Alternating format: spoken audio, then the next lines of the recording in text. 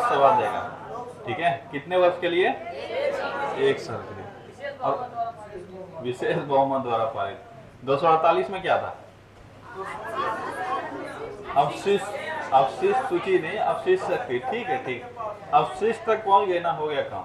अवशिष्ट बोलना खाली जरूरी है। तो अवशिष्ट शक्ति किसके पास है? केंद्र के पास। किसमें कहा गया है? 248। और बोले थे इंपॉर्टेंट है, याद रखोगे, ठीक है। किस अनुच्छेद में कहा गया है? क्या कहा गया? क्वेश्चन में मिलेगा तब ना जी।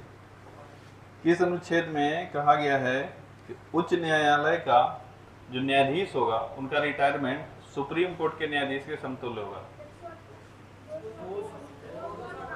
क्वेश्चन क्लियर है? 218। किसमें है? 218। उच्च न्यायालय एक अभिलेखीय न्यायालय होगा। 215। जिला न्यायाधीशों की नियुक्ति 233। कौन करेगा?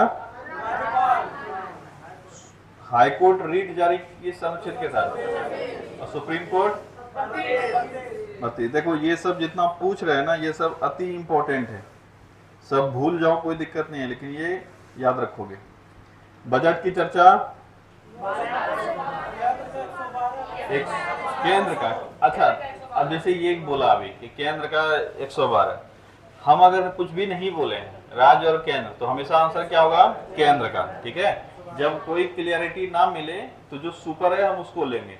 तो अगर खाली पूछे बजट की चर्चा किसमें होगा? 112। और राज्य बजट बोले तब 202, ठीक है। धन विधेयक 109, 110, 111, 112, 110। धन विधेयक की विशेष उपबंध 109। धन विधेयक की परिभाषा 110। और खाली भी धन विधेयक पूछ ले तो एक अनुच्छेद चुनना होगा, तो 110। और अगर दे दिया कि 109 एवं 110, तो आंसर क्या होगा? 109 एवं 110, ठीक है। नियंत्रक एवं महालेखा परीक्षा पर रिपोर्ट राष्ट्रपति को देगा 151। कैग का कार्यकाल कितना होता है? 6 वर्ष या 62 वर्ष की उम्र, ठीक है। 65 वर्ष, 62 नहीं, 65 वर्ष, ठीक है। नियंत्रक एवं महालेखा परीक्षक को नियुक्त कौन करता है? इसको हटाने की प्रक्रिया किसके समतुल्य है? ठीक है। सुप्रीम कोर्ट का न्यायाधीश रिटायरमेंट होने के बाद या न्यायाधीश जब अपना अवधि पूरा करेगा उसके बाद वह देश के किसी भी न्यायालय में काम नहीं कर सकते। 24 का साल, गुड। 2 या 2 से अधिक राज्यों के लिए एक उच्च न्यायालय हो सकता है 231, ठीक है। और 1 से अधिक राज्यों के लिए एक राज्यपाल हो सकता है 153, ठीक है। पंचायती राज व्यवस्था के तहत सीटों का आरक्षण डी दबे कुछ ले लो। देखते हो कैसे डी से पहले दबे कुछ ले निकल जाता है, ठीक है। चलो, कल हम लोग कौन सा भाग का चर्चा कर रहे थे? हम लोग भाग 11 तक पहुंच चुके हैं। भाग 11 का हम लोग कल चर्चा कर रहे थे। क्या था भाग 11 में? केंद्र और राज्य के बीच में संबंध, ठीक है। इसमें हम लोग कुछ अनुच्छेद पढ़े हुए थे। कहां तक पढ़े हुए थे? 249 में। तो 245 में पढ़े कि पूरे देश के लिए केंद्र सरकार कानून बना सकती है और पूरे राज्य के लिए राज्य सरकार कानून बनाएगी। हो सकता है देश के किसी एक हिस्से के लिए भी केंद्र सरकार कानून बनाए और राज्य के किसी एक हिस्से के लिए राज्य सरकार कानून बनाए। ये पूरा बात, ये 4 बात जो बोली, ये चारों बात कहाँ कहा गया है? 245 में। इसके बाद हम लोग पढ़े कि केंद्र और राज्यों के बीच में शक्तियों का बंटवारा 246। किसमें पढ़े? 246। इसके बाद हम लोग जीएसटी का चर्चा किए थे। जीएसटी संबंधित अनुच्छेद 246A बहुत इंपॉर्टेंट है और अलग से इसको जोड़ा गया है, तो इसलिए इसको अच्छे से याद रखना। इसके बाद क्या पढ़े थे हम लोग? 247 कि संसद अतिरिक्त न्यायालय का स्थापना कर सकती है। 247 पढ़े थे। अवशिष्ट शक्तियां 248 और केंद्र राज्य सूची के विषय पर भी कानून बना सकती है राज्यसभा के परमिशन से। इसमें 249, यहां तक हम लोग किए हुए थे। अब हम लोग करेंगे आगे, ठीक है। अब ध्यान से पढ़ना, आज हो सकता है थोड़ा सा मतलब बहुत चीज नया मिले, इसलिए अच्छे से याद करोगे। यदि आपात की उद्घोषणा प्रवर्तन में हो तो राज्य सूची के विषय पर केंद्र विधि बना सकता है। 249 में हम लोग पढ़े कि राज्य सूची के विषय पर केंद्र कानून बनाएगा जब राज्यसभा उसको स्पेशल बहुमत से एक पारित करके बिल उसको शक्ति देगा तब। कोई दिक्कत यहां तक नहीं। मतलब राज्य सूची के विषय पर केंद्र कानून 249 के तहत भी बना रहा था, लेकिन 250 में कहा गया कि अगर देश में आपातकाल लागू हो, क्या लागू हो? आपातकाल, ठीक है। यदि आपात का सिचुएशन रहे उस समय में किसी भी परमिशन की आवश्यकता नहीं है, डायरेक्ट केंद्र सरकार राज्य सरकार के राज्य सूची के विषय पर कानून बना सकता है। यानी 249 भी कहता है कि केंद्र सरकार राज्य सूची के विषय पर कानून बना सकता है, और 250 भी क्या कहता है? केंद्र सरकार राज्य सूची के विषय पर कानून बना सकता है। यानी अगर तुमसे इन शॉर्ट दोनों के बारे में पूछा जाए 249 250 में क्या है, तो बोलोगे कि दोनों अनुच्छेद में एक ही बात है कि राज्य सूची के विषय पर केंद्र कानून बना सकता है, लेकिन कैसे बनाएगा और कब बनाएगा ये अलग अलग शक्तियां दी हुई है। इस सामान्य सिचुएशन में किसके तहत बनाएगा? 249। यहीं पे ट्विस्ट होता है, जैसे कल वाला ये क्वेश्चन बोल रहा हूं। क्वेश्चन में क्या था? लोकसभा अध्यक्ष डाल दिया था, लोकसभा नहीं डाला था, और पढ़े क्या है? लोकसभा के प्रति उत्तरदायी होगा। ये क्वेश्चन गलत हो जाएगा। लगेगा कि लग तो वही रहा है पर होगा नहीं। यही चीज यहाँ पे भी होगा। अगर तुमसे बोल दिया कि सामान्य परिस्थिति में केंद्र सरकार को राज्य सूची पर कानून बनाना है, तो बताओ कौन सा अनुच्छेद उसके लिए एलिजिबल है? 249, 250, 249, 250 दोनों। आंसर होगा 249। सामान्य परिस्थिति में 249। और इसके लिए एक प्रक्रिया है। क्या प्रक्रिया है? कि राज्यसभा एक विशेष बहुमत के द्वारा बिल पारित करके ये शक्ति लोकसभा को दे देगा। और कानून कितने दिन के लिए बनाएगा? 1 साल के लिए, ठीक है। लेकिन 250 में कहा गया है कि अगर देश में आपात लागू हो तो ये सारा तामझाम की आवश्यकता नहीं है, डायरेक्ट उसको परमिशन मिल गया। समझ में आ गया? तो अगर तुमसे सवाल पूछा जाए आपात के दौरान क्या राज्य सूची के विषय पर केंद्र कानून बनाएगा? आंसर है हाँ। आपातकाल सिचुएशन समझते हो ना? अभी आगे चल के जब पढ़ेंगे हम लोग 352 तो वहां बताएंगे आपातकाल कैसे लगता है, क्या क्या कंडीशन है, सब बताएंगे। इतना ही समझ लेना, आपातकाल एक ऐसा सिचुएशन है जब देश में तुम्हारे अधिकारों को कम कर दिया जाता है और जो देश का रूलिंग सिस्टम है वो मुख्य रूप से किसके हाथ में आ जाता है? केंद्र के हाथ में। जैसे वो चाहे वो कानून बनाकर कहीं पे भी किसी भी प्रकार के नियंत्रण को हासिल कर सकती है। इसी को कहते हैं आपातकाल। इसलिए जब देश संकट में होता है तो पूरे देश में क्या लगा दिया जाता है? आपातकाल। मुख्य रूप से इसको जब कोई आक्रमण कर दिया, कुछ जैसे अभी पाकिस्तान के साथ भारत का युद्ध होने वाला था, हुआ तो नहीं, होने वाला था। इसमें भी एक विषय है, क्या अगर आक्रमण कर देता है पाकिस्तान या हमारा फुल फ्लेज्ड वार होने लगता है तो क्या देश आपातकाल देश में लग सकता है? क्या इसका भी प्रावधान? बिल्कुल लग सकता है, क्यों नहीं लगेगा, ठीक है। और लग भी जाता, क्योंकि जो वर्तमान तुम्हारी सरकार है ये सब में बहुत आगे है, ठीक है। जैसे ही कुछ गड़बड़ लगेगा कि लोग विरोध में बोलेगा तुरंत आपातकाल लगा देगा। और इस पर भी चर्चा चल रहा था कि अगर युद्ध शुरू होता है तो दूसरे दिन क्या लगा देंगे? आपातकाल। मतलब तुम कुछ भी नहीं बोल सकते हो, कुछ नहीं कर सकते हो, कुछ भी नहीं। वो आगे पढ़ाएंगे उसमें क्या क्या तुम्हारा होता है, ठीक है। तो याद रखोगे आपातकाल के समय राज्य सरकार भी पंगु हो जाएगी और राज्य विषय पर भी कानून कौन बनाएगा? केंद्र बना सकता है, ठीक है। किसमें कहा गया है? 250 में। किसमें? 250 में। अगला अनुच्छेद कहता है, अनुच्छेद 249 तथा अनुच्छेद 250 के तहत केंद्र द्वारा बनाए गए विधि तथा राज्य विधानमंडल द्वारा बनाए गए विधि में असंगति के संबंध में। अब क्या मामला है? अभी हम लोग पढ़ तो लिए कि केंद्र सरकार जो है वो राज्य के विषय पर कानून बना सकती है। समझना इस चीज को, दिक्कत क्या है। मान लो कि तुम्हारा बच्चा है कोई, ठीक है, उस पर निगरानी तुम रख ही रहे हो, ठीक है, और तुम्हारे पिताजी मतलब उस बच्चे के दादाजी भी उस पर निगरानी रख रहे हैं। अब तुम बोलते हो बच्चे को, क्योंकि तुम मॉडर्न एज के हो, तुम बोलते हो बेटा 8 बजे तक उठ जाया करो, ठीक है। यही तो है हम लोगों का, जो आज का जनरेशन है वो बोलेगा ठीक है 7-8 बजे उठते हो तो ठीक है, कोई दिक्कत नहीं है। दादाजी बोलेंगे 4 बजे सुबह उठ जाओ, ठीक है, या 5 बजे सुबह उठ जाओ, क्योंकि सुबह 5 बजे जगना जरूरी है। अब दोनों एक ही बच्चे पर कानून थोप दिया, थोपा ना जी, करेगा, करे तो करे क्या, ठीक है, वो बच्चा करे तो करे क्या, 5 बजे उठे कि 8 बजे उठे, किसका बात माने? अगर इस बीच में नहीं हो सकता है तो बच्चे का कोई मर्जी नहीं चलेगा, यही तो मूर्ख है बच्चे का जिंदगी कुछ अपने कंट्रोल में है ही नहीं, या तो राज मतलब पिताजी के हिसाब से चलेगा या दादाजी के हिसाब से चलेगा। तो ऑब्वियस है बाप का बाप है वो, ठीक है। तो बाप पे भी रूल लागू उसी का होता है, तो दादाजी का ही रूल लागू होगा अगर दोनों के बीच में कॉन्फ्लिक्ट आते हैं तो। मतलब पिताजी बोले थे 8 बजे उठना, दादाजी बोले थे 5 बजे उठना, अब ये कॉन्फ्लिक्ट हो गया, दोनों एक ही बच्चे पर दोनों रूल बना दिया, तो इसमें हमेशा दादाजी का रूल वैलिड होगा। किसका वैलिड होगा? दादाजी का। मतलब तुमको कितने बजे उठना पड़ेगा? 5 बजे। अगर मान लो दादाजी भी बोलते हैं 8 बजे उठना है और पिताजी बोलते हैं 8 बजे उठना है, तो कॉन्फ्लिक्ट हुआ ही नहीं। तो अगर वैसा कोई कानून जो राज्य सूची का है लेकिन केंद्र उस पर कानून बना दिया है, दोनों में अगर कॉन्फ्लिक्ट होगा तो केंद्र सरकार का कानून ही वैलिड रहेगा, ठीक है। और जैसे ही वो शक्ति खत्म होगा केंद्र का, क्योंकि हम पढ़े कि शक्ति 2 अनुच्छेद के तहत मिला हुआ है, अनुच्छेद 249 के तहत 1 साल के लिए और अनुच्छेद 250 में आपातकाल के दौरान, ये पढ़े हम लोग। तो जैसे आपातकाल खत्म होगा केंद्र का वो कानून क्या हो जाएगा? खत्म हो जाएगा। जैसे 1 साल पूरा होगा केंद्र का वो कानून खत्म हो जाएगा। तो जो राज्य वाला जो कानून था वो स्वतः ही एक्टिव हो जाएगा उसके बाद। समझ में आया? क्या ये अनुच्छेद समझने में किसी को तकलीफ? तो ये किसमें कहा गया है? 251 में। किसमें कहा गया है? 251। क्या कहता है 251?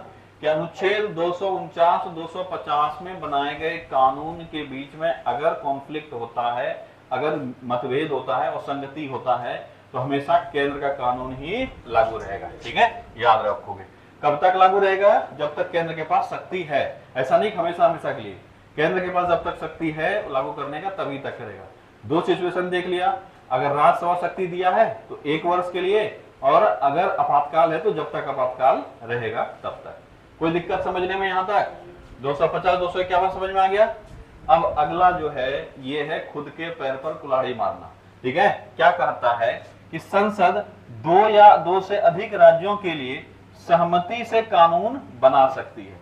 ये वो वाला कहानी है जब 2 बच्चा लड़ रहा था ब्रेड को, मतलब केक को लेकर, और वो एक ऐसे आदमी के पास चला जाता है जिसको केक बड़ा पसंद है, ठीक है, कि बंटवारा कर दो। कर तो वो देगा लेकिन बाद में तुम उसके चंगुल में फंस जाओगे, ठीक है। यही चीज है कि 2 राज्यों के बीच में कॉन्फ्लिक्ट था, झगड़ा चल रहा है। अगर दोनों एक मुद्दे पर सहमत नहीं हो पा रहा है, मान लो कोई ऐसा सिचुएशन है जिसमें या तो दोनों कैपेबल नहीं है कानून बनाने में या एक जैसा कानून नहीं बना पा रहा है, तो दोनों चले जाएगा दादाजी के पास यानी केंद्र के पास कि हमारे लिए आप कानून बना दीजिए। समझना इस चीज को, यहां तक सब बढ़िया लग रहा है। हमारे लिए क्या कीजिए? आप कानून बना दीजिए, क्योंकि मेरे राज्य पे भी लागू हो जाएगा और इस राज्य पे भी लागू हो जाएगा। ये 2 राज्य भी हो सकता है और 2 से अधिक राज्य भी हो सकता है। सब मिलके चला गया, केंद्र बोला ठीक है बेटा आ जाओ, कोई दिक्कत नहीं, तो मेरा ही परिवार है, बना देते हैं। कानून बन गया। अब राज्य उसको हटा नहीं सकता है। समझ में आया?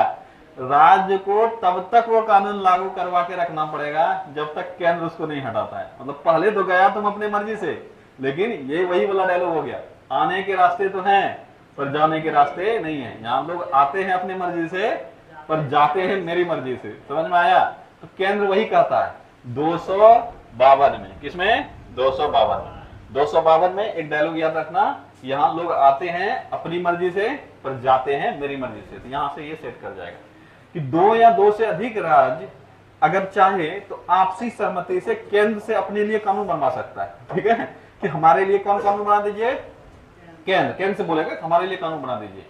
एक बार कानून बन गया उसके बाद उसमें से किसी भी राज्य के द्वारा ये मतलब राज्य के पास ये शक्ति नहीं होगा वो उस कानून को छोड़ दे या कानून से बाहर हो जाए या कानून को निरस्त कर दे। अगर उस कानून में कोई भी संशोधन करना होगा या कानून को हटाना होगा उसकी शक्ति सिर्फ किसके पास होगी? संसद के पास यानी केंद्र के पास। ये किसमें कहा गया है? 252 में। फिर से एक बार इसको देखो, संसद 2 या अधिक राज्यों के लिए सहमति से, इस वर्ड पर ध्यान देना, अपने मन से नहीं।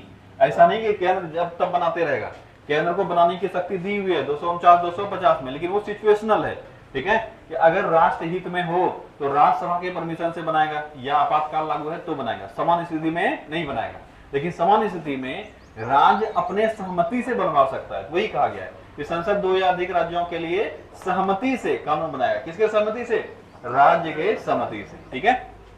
अगर ऐसा बनवाना चाहता है कोई राज्य तो, ठीक है। तो यह शक्ति राज्य विधानमंडल एक प्रस्ताव पारित करके देगा। यही अभी बता रहे थे कि राज्य का सहमति होना अनिवार्य है। तो राज्य सहमति कैसे देगा? एक प्रस्ताव लाएगा अपने विधानमंडल में और वो प्रस्ताव पारित करेगा, हम केंद्र से अपने लिए कानून बनवाना चाहते हैं। दोनों राज्य है, दोनों राज्य अपना अपना बिल पारित कर लेगा और केंद्र को सौंप देगा। अब केंद्र कानून बना देगा। तो ध्यान देना, बनाए गए कानून केवल संसद ही संशोधित या निरसित कर सकती है। समझ में आ गया? जो कानून बन गया बन गया, अब तुम चाहो या ना चाहो तुमको फॉलो करना पड़ेगा। ठीक है, ये कहा गया है 252। क्या 250, 251, 252 क्लियर है? कोई दिक्कत? देखो खाली वर्ड्स हैं, इसलिए इसको समझ लोगे तो आसान हो जाएगा, क्योंकि बहुत ज्यादा कोई टेक्निकल पॉइंट है नहीं। ठीक है, चलो अगला है, अंतरराष्ट्रीय समझौते को प्रभावी बनाने हेतु संसद किसी भी क्षेत्र के कानून बना सकती है। देखो हम लोग भारत में रहते हैं और भारत में केंद्र के पास विशेषाधिकार है, ये बात तुमको मानना पड़ेगा।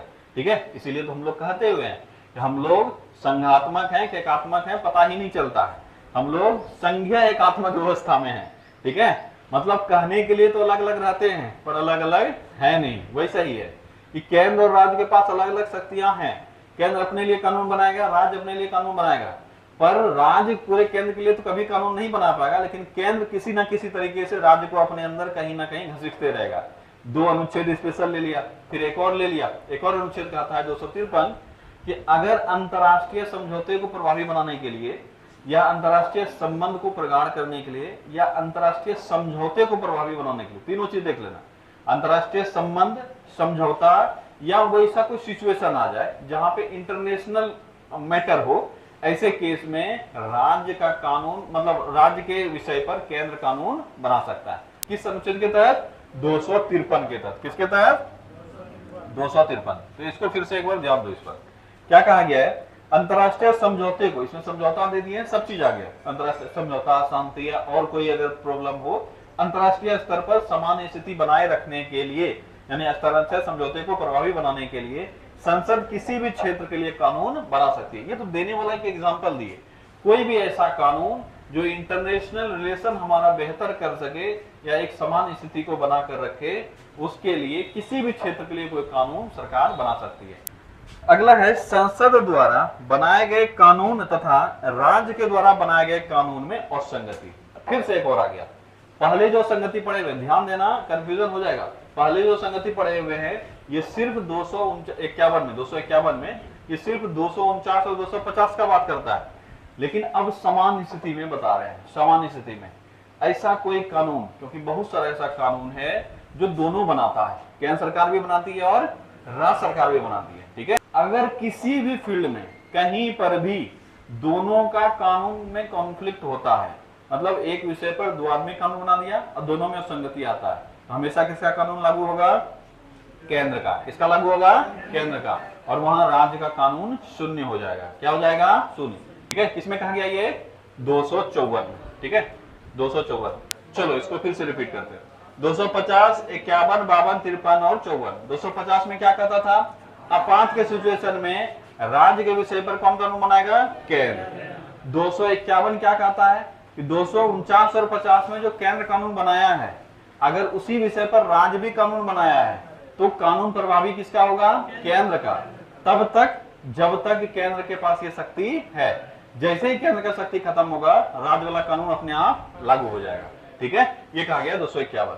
252 क्या कहता है कि 2 राज्य चाहे तो आपसी समझौते से केंद्र से अपने लिए कानून बनवा सकता है, और ये अगर कानून केंद्र बना दिया तो यह दोनों राज्यों पर समान रूप से लागू होगा, लेकिन कोई भी राज्य इस कानून से बाहर नहीं जा सकता है और न ही राज्य अपने अनुसार इस कानून में संशोधन कर सकता है। संशोधन करने का अधिकार किसके पास होगा? संसद के पास। ये कहा गया 252। 253 में क्या कहा जाता है? अंतरराष्ट्रीय समझौते को प्रभावी बनाने के लिए देश के किसी भी हिस्से के लिए कौन कानून बना सकता है? केंद्र। कौन बना सकता है? केंद्र। 254 क्या करता है कि अगर केंद्र और राज्य एक ही विषय पर कानून बना देता है समान सिचुएशन में भी, तो उसमें हमेशा कानून वैलिड किसका होगा? केंद्र का। राज्य का कानून क्या हो जाएगा? शून्य। क्या हो जाएगा? शून्य। ठीक है, क्या यहां तक कोई दिक्कत? अगला है, कुछ मामलों में संसद राज्य विधानमंडल को अतिरिक्त शक्ति दे सकता है। ध्यान देना, ये इंपॉर्टेंट है। अभी तक हम लोग देख रहे थे कि राज्य के अधिकारों पर कैसे केंद्र हड़प रहा है, ये ना देख रहे थे जी, कि अगर मान लो राज्य सूची का कोई विषय है तो इस पर राज्य कानून बनाएगा, और हम लोग देख रहे थे इस पर कानून कौन बना रहा है, केंद्र। तो अभी तक हम लोग यही देख रहे थे कि राज्य के अधिकार क्षेत्र में कैसे केंद्र हस्तक्षेप कर सकता था। अब आया लड्डू, ठीक है, कि अगर केंद्र सरकार चाहे तो कुछ ऐसे मुद्दों पर भी राज्य को अधिकार दे सकती है जो उसके अधिकार क्षेत्र से बाहर था। समझ में आया? अगर पूछा जाए क्या ऐसा हमारे संविधान में कहीं लिखा हुआ है कि केंद्र के किसी विषय पर राज्य को शक्ति प्रदान किया जा सकता है, तो आंसर करोगे हाँ, लिखा गया। कहां लिखा गया है? 258। क्या लिखा है 258? राज्य एक लिमिटेड क्षेत्र में ही कानून बनाता है। केंद्र अगर चाहे तो पर्टिकुलर राज्य को अपने क्षेत्र, मतलब अपने जो उसके राज्य के विषय है उससे बाहर निकलकर भी कानून बनाने का आजादी दे सकता है। जिस पर कानून केंद्र बना रहा था या केंद्र अभी नहीं बनाए, जैसे मान लो अभी लेते हैं एआई को लेकर, ठीक है, केंद्र एक कानून बनाती है कि हम एआई के मुद्दों को लेकर सभी राज्यों को परमिशन देते हैं कि वो अपना कानून बनाए। तो क्या एआई राज्य सूची का विषय था? नहीं। क्या केंद्र सूची का विषय था? नहीं। ये अवशिष्ट शक्तियां था, लेकिन अवशिष्ट शक्ति अल्टीमेटली किसका हो जाता है? केंद्र का। तो किसका विषय हो गया ये? केंद्र का, यही ना हो गया जी। लेकिन इस पर केंद्र एक कानून बनाकर राज्यों को शक्ति प्रदान कर दिया। इससे पहले राज्य इस पर कानून नहीं बना सकता था, लेकिन अगर ये शक्ति प्रदान कर दिया जाए तो सभी राज्य अपना अपना कानून बनाएगा, ठीक है। जब किस अनुच्छेद में कहा गया है? 258, ठीक है। चलो अगला है अंतरराज्यीय नदियों के जल संबंधी विवाद के निपटारे हेतु। अब देखो, नदी जो है, पहाड़ तो चलो किसी काम का ज्यादा है नहीं, ठीक है। पहाड़ जैसे मान लो, पहाड़ अगर एक पहाड़ बिहार से स्टार्ट होता है, झारखंड, यूपी, ये सब पूरे क्षेत्र में फैला हुआ है, तो इसमें पहाड़ का योगदान क्या है? अपना अपना क्षेत्र का काट भी लोगे तो बहुत ज्यादा कोई फर्क नहीं पड़ेगा, क्योंकि तुम ऐसे ही काटोगे नहीं, किसी जरूरत में ही काटोगे। और जब काटोगे तो केंद्र का परमिशन होना चाहिए, क्योंकि खनन वगैरह जो है किसके अंदर आ जाता है? केंद्र के अंदर।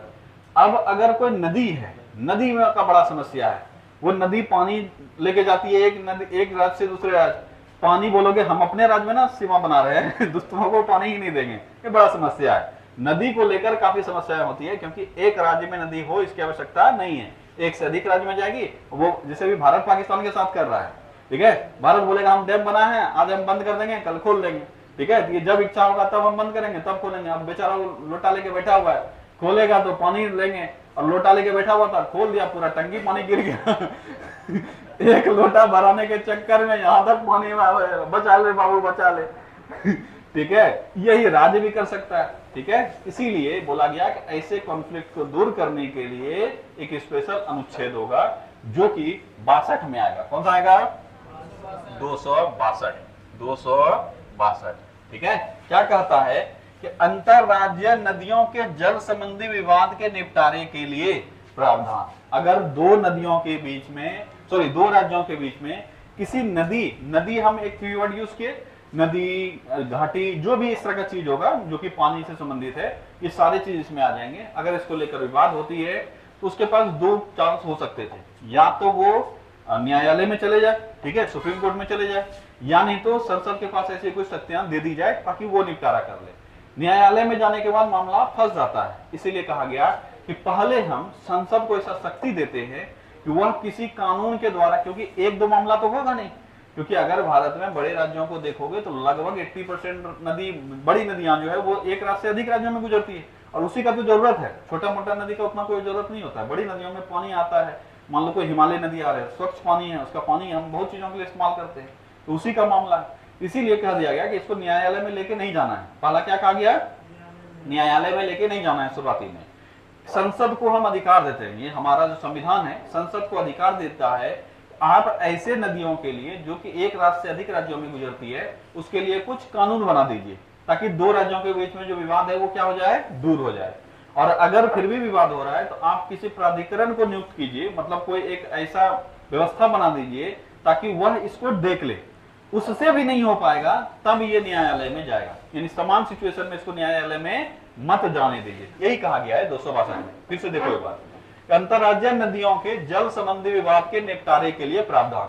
संसद कानून बनाकर निपटारा करेगा। क्या कहा गया है कि संसद कानून, एक कानून बना दिया कि मान लो कोई दो राज्य है, बिहार और झारखंड मान लेते हैं, दो राज्य है, झारखंड की तरफ से कोई नदी आ रही है, इसमें कानून बना दिया कि आप अगर झारखंड इस पर डैम बनाती है तो इतना % पानी बिहार को देना पड़ेगा, ठीक है, या इस तरह से व्यवस्था करना पड़ेगा। ये केंद्र कानून बना दिया, दोनों को फॉलो करना पड़ेगा। बिहार को बोलेगी जितना दिलवा रहे हैं उस पर शांति बनाए रखो, ठीक है, तो बिहार को भी फॉलो करना पड़ेगा, तो मामला सुलझ जाएगा।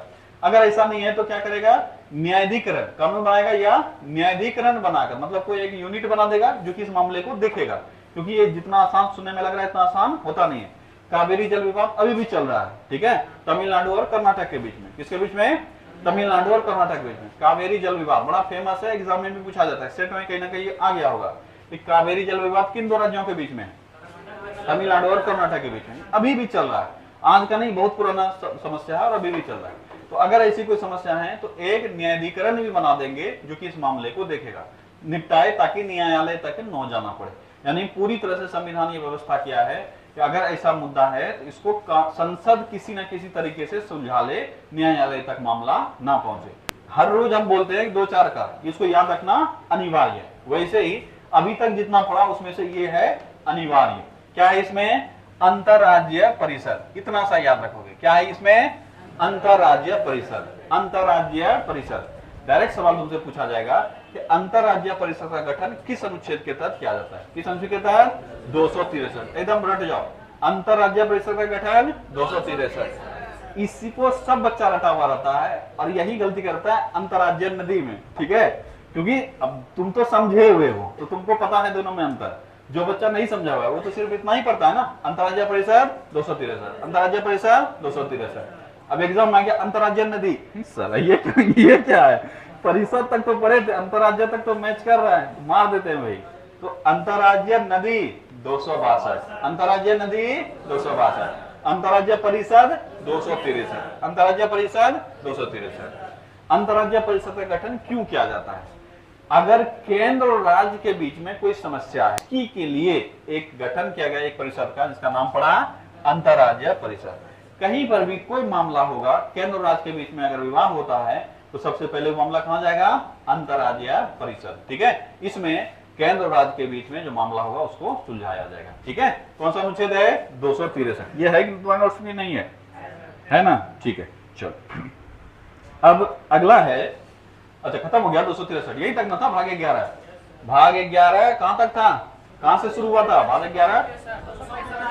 245 से 263। तो यहां पर केंद्र और राज्य का संबंध होता है तुम्हारा पूरा। अब अगला जो भाग है वो है भाग 12। कौन सा भाग है? 12, जिसमें वित्त, संपत्ति, संविदा आदि पर हम लोग चर्चा करें। मेन फोकस हमारा होगा वित्त पर। किस पर होगा? वित्त पर, यानी पैसों से संबंधित जो व्यवस्थाएं की गई है उसकी चर्चा किसमें है? भाग 12 में। किसमें है? भाग 12। एक अनुच्छेद जो यहां से 100% याद रखना है वो है 280। कौन सा है? 280, ठीक है। 280 में क्या है? वित्त आयोग की चर्चा। 280 में वित्त आयोग की चर्चा, लेकिन इसके बीच में भी बहुत कुछ है हमको पढ़ना है। अब इसके आगे ये तो देख लिया वित्त आयोग, लेकिन पैसों का कैसे क्या होगा, कहां पैसा रखा जाएगा, ठीक है, कैसे पैसा निकालेंगे, इसकी भी पूरी चर्चा इसी में है।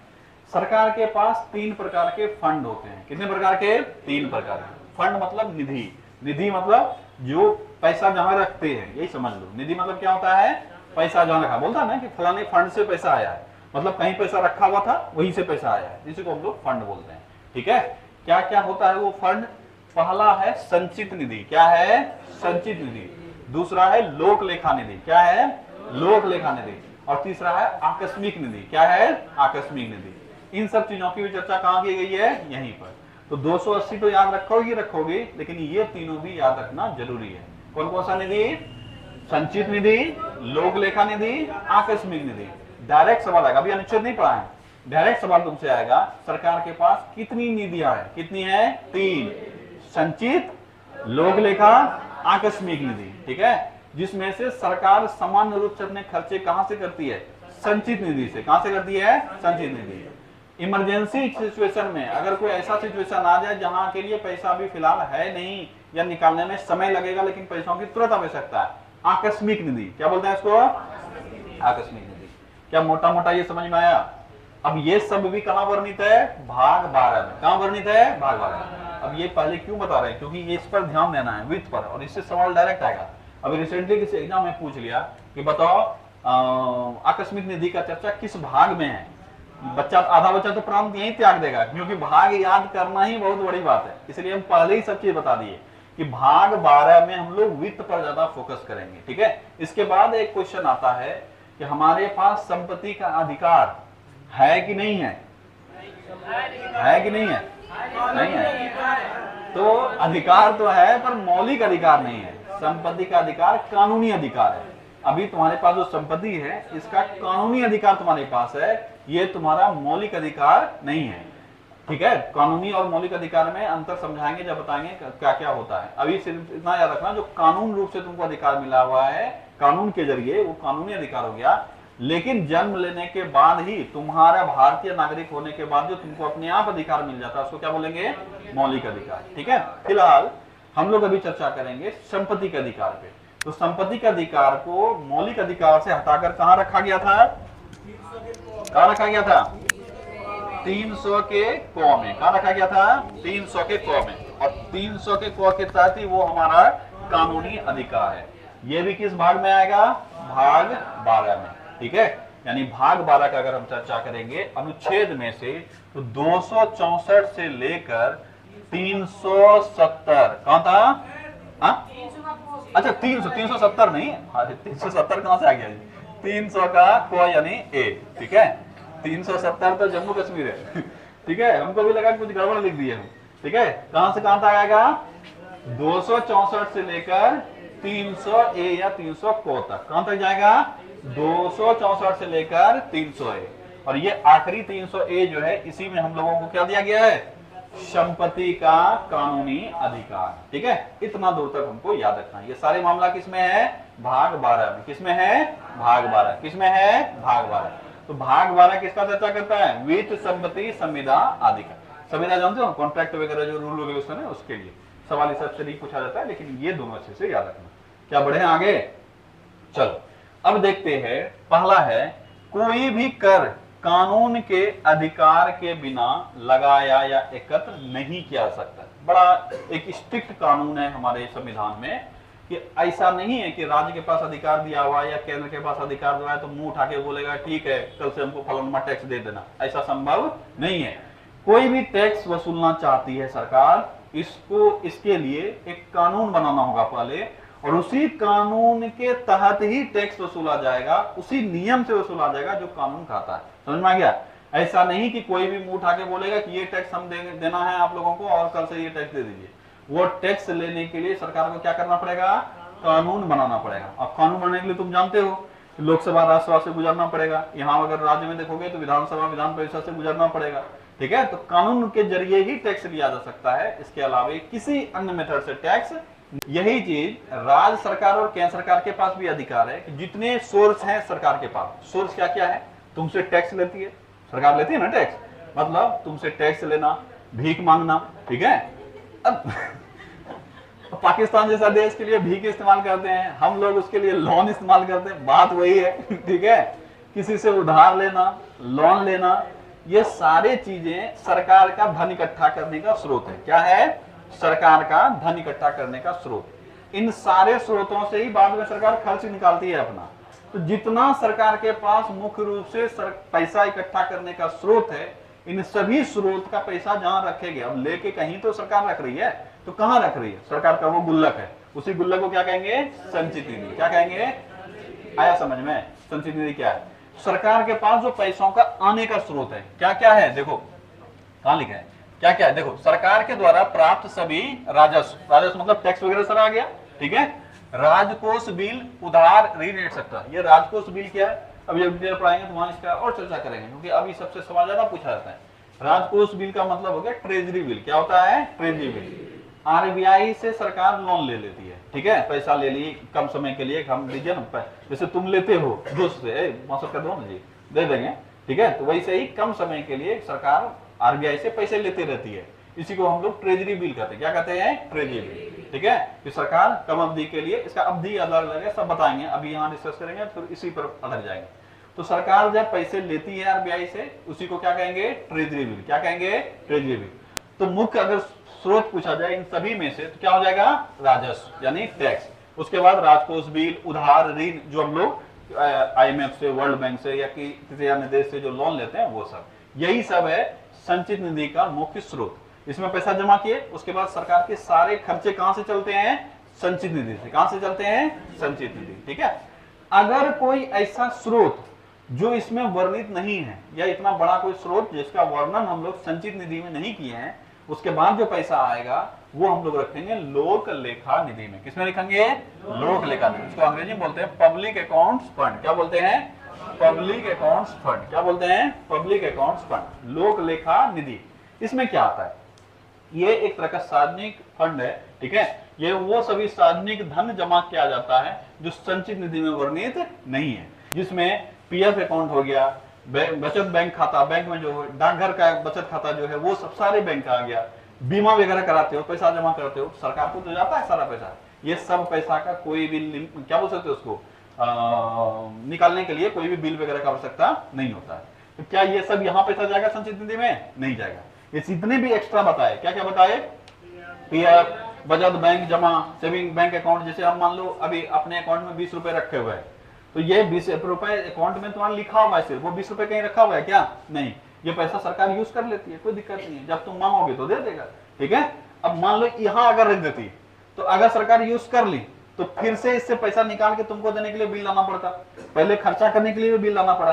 तो इसके लिए इसको संचित निधि से बाहर रखा गया है। इसमें रखते हैं लोक लेखा निधि, जिसमें सामान्य जनों का क्या होता है? पैसा। किसका पैसा होता है? पब्लिक का। किसका होता है? पब्लिक का।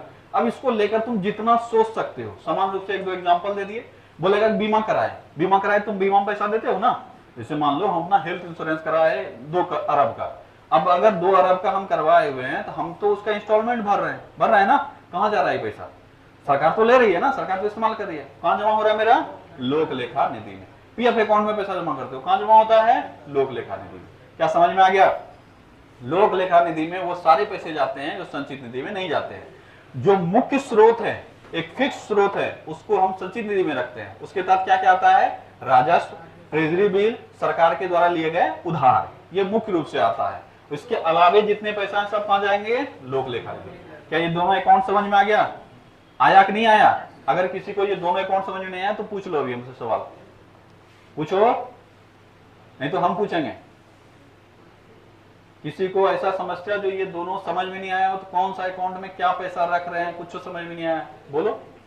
आया तुम लोग को समझ में? आ गया? क्लियर है? ये दोनों किसमें कहा गया? संचित निधि वाले में 266 1, लोक लेखा निधि में 266 2। दिक्कत? बढ़े आगे। अगला है 267। कौन सा है? 267। अच्छा, ये नोट में क्या है? इस संचित निधि से पैसा को निकालने के लिए सरकार को क्या करना पड़ता है? बिल लाना पड़ता है। लोक लेखा में ऐसा नहीं है, कोई दिक्कत नहीं।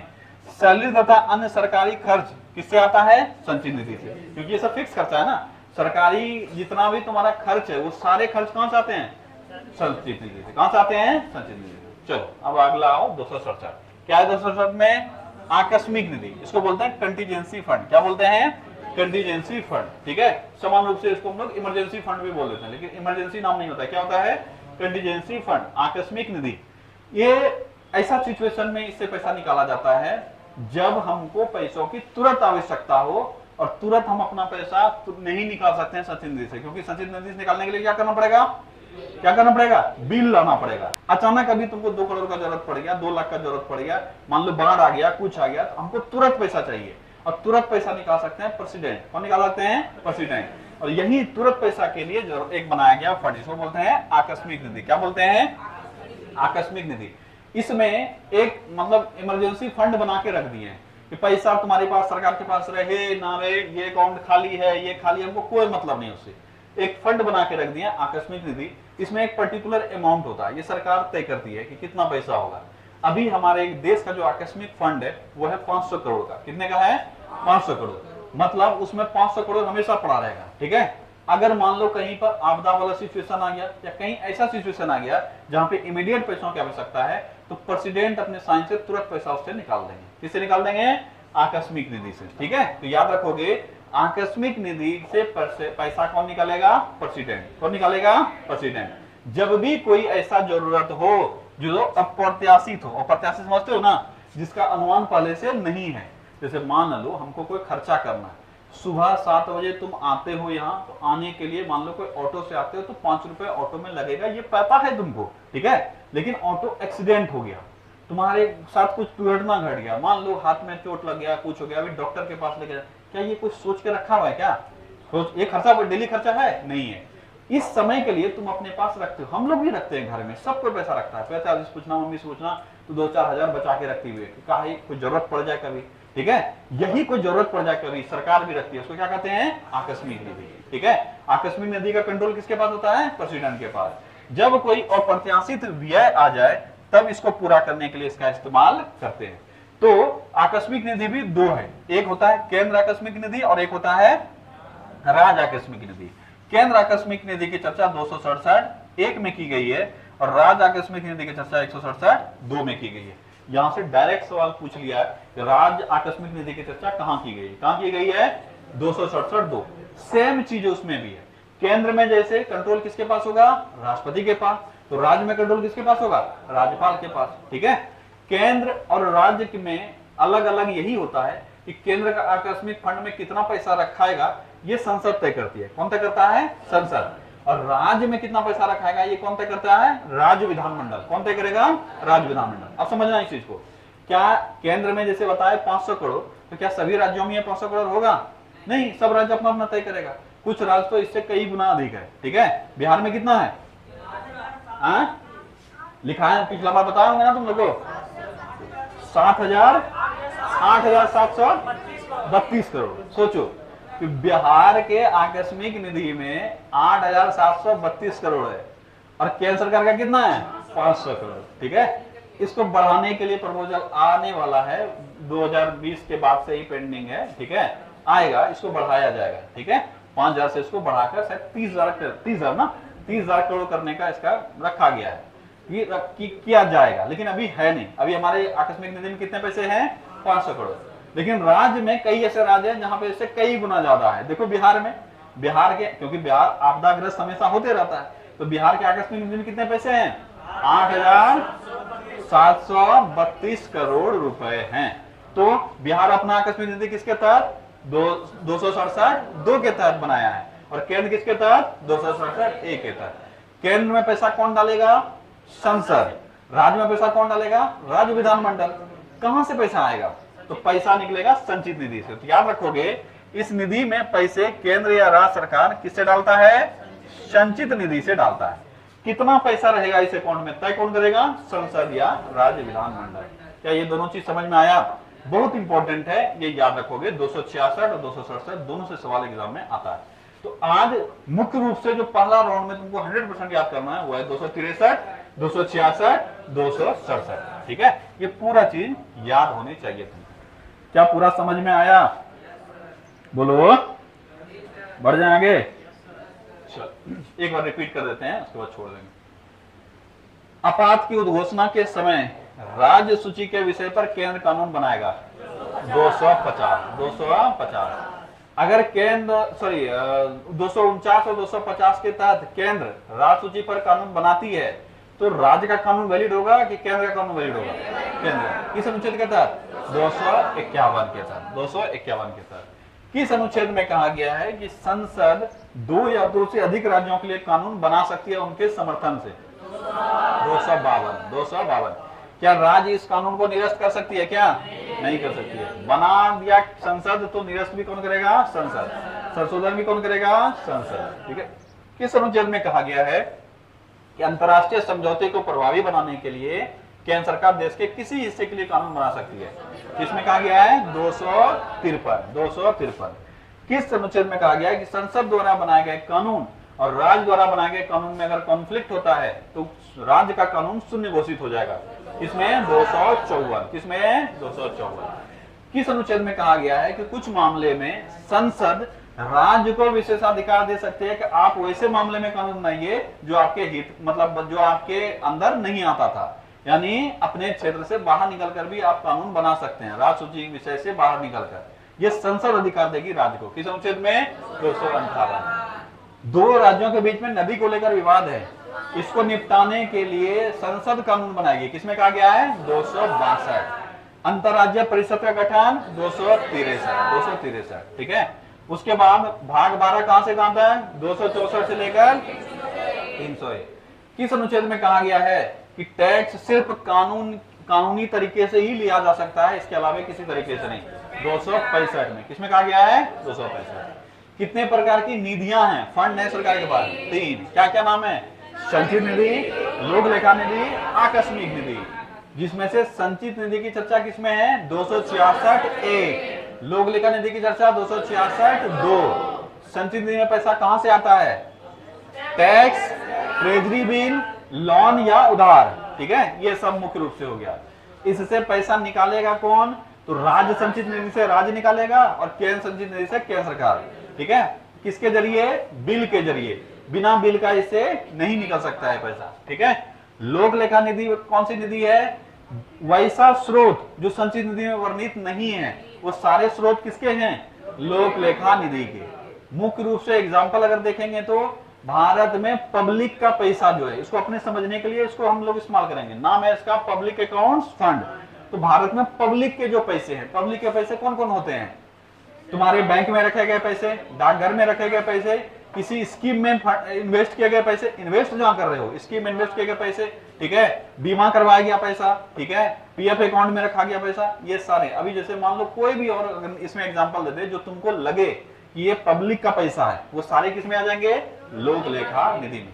क्या इससे पैसा निकालने के लिए सरकार को बिल का आवश्यकता होता है? नहीं। इसका पैसा अलग अलग जगह पे ऑलरेडी इस्तेमाल होते रहता है, ये सामान्य खर्चों से अलग होता है।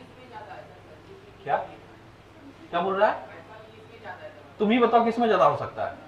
हम जो पढ़ाने के समय में इतना कहानी कविता सुनाते हैं, तुम लोग कहानी के तौर पे ले लेता है क्या जी? उसका लिंक होता है। अभी तुरंत बताए थे कि एक अकाउंट, हम क्यों बताइए, इसका आवश्यकता था क्या? अभी बताए थे कि सैलरी जब उठाओगे तो एक अकाउंट अलग रखना, बताए थे ना, जिसमें मोटा पैसा आता है। एक अकाउंट अलग रखोगे जिसमें छोटा पैसा रहता है, 10-20 हजार रखा हुआ है। तो ऑब्वियसली इस दोनों में से कौन सा ऐसा होगा जिसमें मोटा पैसा होगा? संचित निधि। सब खर्चा सरकार का यहां से चल रहा है। उसके अलावे जो थोड़े बहुत फंड आए वो कौन सा हो गया? लोक लेखा निधि। तो पैसा अधिक किसमें होगा? संचित निधि में। संचित निधि सबसे बड़ा फंड है हमारा और मेन फंड है। संचित निधि में जो पैसा नहीं जा पा रहा है वो कहां जा रहा है? लोक लेखा निधि। छोटा मोटा अकाउंट है। ठीक है, चलो। उसके बाद हम लोग पढ़े आकस्मिक निधि। कौन सा अनुच्छेद? 267। आकस्मिक निधि राज्य में भी होगा और केंद्र में भी होगा। केंद्र आकस्मिक निधि 267(1), राज्य आकस्मिक निधि 267(2). केंद्र का कंट्रोल रहेगा राष्ट्रपति के पास और राज्य का कंट्रोल रहेगा राज्यपाल के पास। पैसे इसमें कहां से डालेंगे? संचित निधि से। कौन डालेगा? केंद्र में संसद, राज्य में राज्य विधानमंडल संचित निधि से निकाल के पैसा डालेगा। जितना इसमें पैसा अमाउंट तय किया जाएगा हमेशा वो क्या रहेगा? फुल रहेगा। जैसे मान लो अभी 500 करोड़ है, राष्ट्रपति खर्चा कर दिए 200 करोड़, तो अगला जो सत्र लगेगा उस सत्र में बिल लाया जाएगा और 200 करोड़ क्या किया जाएगा? फिल कर दिया जाएगा। इसमें डिले नहीं कर सकते हैं। जैसे सत्र शुरू होगा वैसे ही ये फिल करना होगा। यानी हमेशा कितना पैसा बना रहना चाहिए इसमें? 500 करोड़। सारे राज्य का 500 करोड़ ही अलग अलग हो सकता है, हर एक राज्य अपना तय करेगी। किस अनुच्छेद के तहत? 267(2) के तहत। जिसमें से बिहार राज्य का आकस्मिक निधि फंड में कितना फंड है? 8,732 करोड़ रुपए और केंद्र सरकार के पास मात्र 500 करोड़, जिसको बढ़ाने का उम्मीद है। कितना बढ़ा के करने का उम्मीद है? 30,000 करोड़ करने का उम्मीद है। ठीक है, चलो। और कुछ पढ़े हैं? नहीं।